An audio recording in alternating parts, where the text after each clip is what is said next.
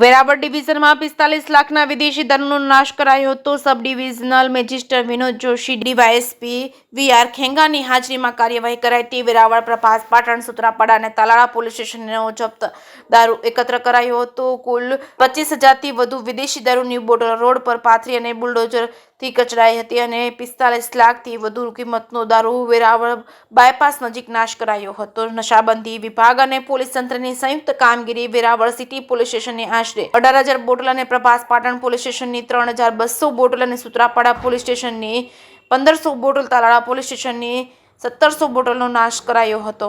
જે કે ગુજરાતી સાથે મહેશ વાજા, સોમનાથ।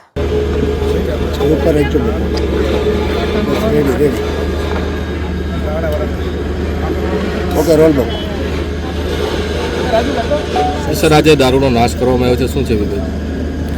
વેરાવળ ડિવિઝન અંતર્ગત આવતા વિવિધ police station, Veraval city police station, Sutrapada, Prabhas Patan અને તાલાળા પોલીસ સ્ટેશન પૂરા ડિવિઝનની અંદર પ્રોહિબિશનના કામે જપ્ત કરાયેલ જે દારૂ છે એ આજે સંયુક્ત રીતે એક જ સ્થળે લાવી અને 4 પોલીસ સ્ટેશનમાંથી પકડાયેલા વેરાવળ સિટી પોલીસ સ્ટેશનમાંથી આશરે 18,000, સુત્રાપાડામાંથી 1,500, પ્રભાસ પાટણમાંથી 3,200, તાલાળા પોલીસ સ્ટેશનમાંથી 1,700 અને ટોટલ 25,000થી ઉપરની જે દારૂની બોટલ હતી એનો આજે નાશ કરવામાં આવ્યો છે, જેની કુલ કિંમત 45 લાખથી ઉપરની કિંમતનો દારૂ છે એનો આજે ડીવાયએસપી સાહેબ પોલીસ અધિકારીઓની હાજરીમાં આજે નાશ કરવામાં આવ્યો છે।